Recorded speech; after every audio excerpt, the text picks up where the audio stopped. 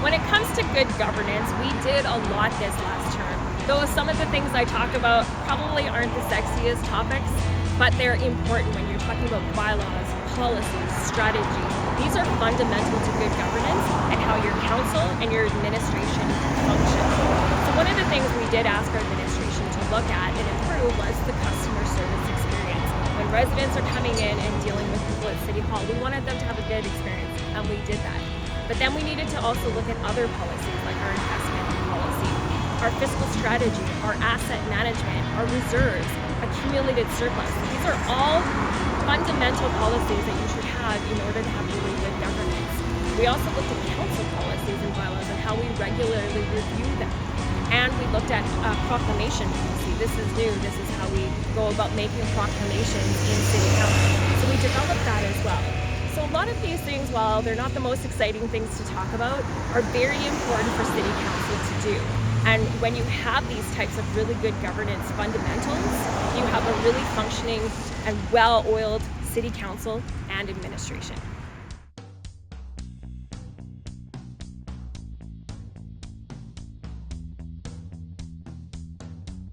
When it comes to areas we can improve upon for governance, I think it's the opportunity just to better communicate what the roles of each of us have in local government. So we have governors, which are council, and we have sort of the doers, the operations, which is administration. Oftentimes we do have residents that can confuse the two or not be clear on what those roles are, and they're very, very distinct. For example, if you were to get a ticket from Enforcement Services, I as a councillor or any member of council cannot call them up and cancel your ticket.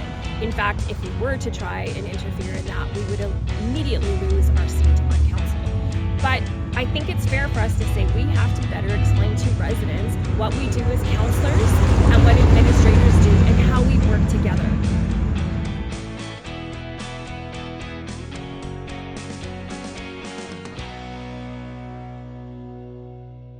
When it comes to good governance, I think one thing we can look at is how council communicates with residents. Right now, our administration does a really good job of putting out really pertinent information through social media, the weekly newsletters, and even the magazine.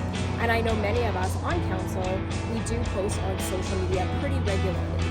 But I wonder if that's enough, or if that's what we should be doing in 2025, or if there's other ways that we can communicate with residents.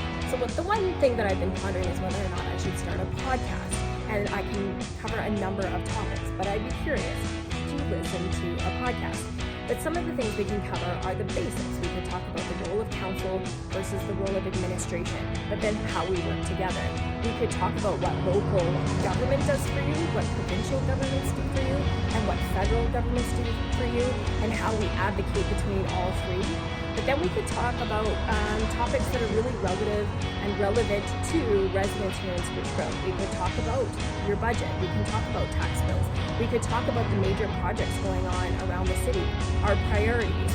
We could just answer questions that you have that maybe you don't find anywhere else. So let me know if you would consider listening to a podcast put out by a council.